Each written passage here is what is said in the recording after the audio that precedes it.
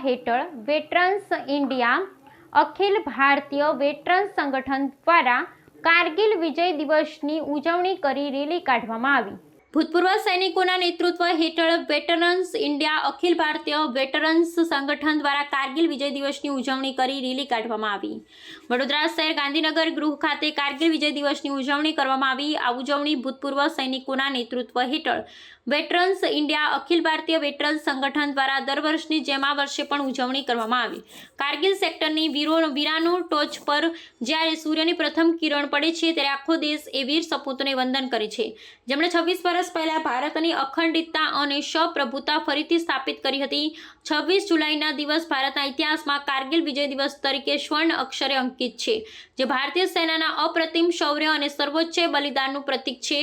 1999માં થયું કારગિલ યુદ્ધ ભારતના ઇતિહાસમાં સૌથી મુશ્કેલ સંઘર્ષોમાંથી એક હતું। દુશ્મનોએ બરફથી ઢંકાયેલા પહાડો અને વિકટ ભૌગોલિક પરિસ્થિતિઓનો લાભ લઈ દ્રાસ સેક્ટર સહિતના અગત્યના પોઈન્ટો પર ગેરકાયદેસર રીતે કબજો જમાવી દીધો હતો।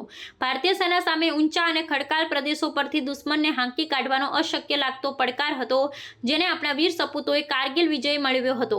જેના ભાગરૂપે નિવૃત્ત ભૂતપૂર્વ સૈનિક દ્વારા રેલીનું આયોજન કરવામાં આવ્યું હતું। આ કાર્યક્રમમાં ભૂતપૂર્વ નિવૃત્ત સૈનિકો અને western Indian Akhil Bharatiya veterans સંગઠન દ્વારા વિજય કારગિલ દિવસની ઉજવણી કરવામાં આવી હતી।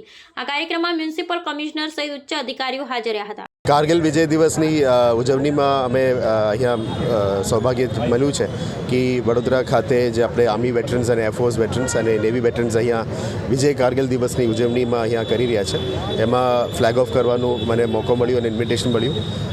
મારે પણ આજે ગૌરવની યાદ છે કે આપણે જે કારગિલ વિજય દિવસમાં ભારતે જે પાકિસ્તાન વિરુદ્ધનું યુદ્ધમાં વિજય પ્રાપ્ત કરી હતી એને યાદગાર કરતા અને સાથે સાથ વિજય કારગિલ દિવસના વિજય આપણા દેશ માટે શહીદ થયા હતા એ જ વેટરન્સ જે આર્મી હોય એરફોર્સ હોય આની અંદરના વેટરન્સને પણ યાદ કરતા દિવસ છે। આપણા 1965, 71, 99, 2025 અને વચ્ચે યુરીમાં પણ જ્યારે પણ ભારત દેશનું વિજય પ્રાપ્ત થયું છે ત્યારે આપણે ઉજવણી કરતા હોય છે, પણ કારગિલમાં આપણા માટે યાદગાર હોય છે કારણ કે શહીદોની પણ અમે યાદ કરવાનું છે। હવે અત્યારે ઓપરેશન સિંદૂરમાં આવું કંઈ નુકસાન થયેલું નથી કારણ કે ઓફેન્સિવ ડિફેન્સમાં હતા એટલે આપણે નુકસાન ઓછું હતું। આશા રાખીએ કે આવનારા દિવસોમાં પણ દર વર્ષે આ વિજય કારગિલ દિવસને અમે યાદગાર બનાવીએ। એ જ હું વેટરન્સે રિક્વેસ્ટ કર્યો હતો કે આવનારા વર્ષોથી અમે આ કાર્યક્રમને મોટું બનાવીએ, જે તે કરીને એક દેશભક્તિનો માહોલ તો હોય છે પણ દેશભક્તિનો માહોલ અમે વિજય કારગિલ દિવસ અને ઓપરેશન સિંદૂરના દિવસ ફરી યાદ કરવું જોઈએ।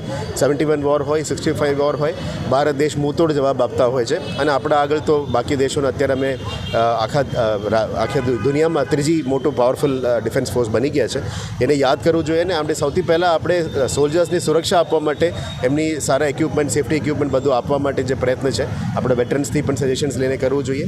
અને ખુશીની માહોલ છે આ વરસાદની વચ્ચે પણ આપણે આટલા બધા કેડેટ્સ અને વેટરન્સ આવ્યા અને આને આજના દિવસને યાદગાર બનાવ્યું, એ બદલ બરોડાના આર્મ ફોર્સ વેટરન્સ ક્લબને અને આપણે જે સોલ્જર્સને પણ આજે જે હાજર છે તમામ હાજર સોલ્જર્સ અને એનસીસીના કેડેટ્સ, એસપીસીના કેડેટ્સ અને સિવિલિયન્સને પણ હું આભાર માનું છું।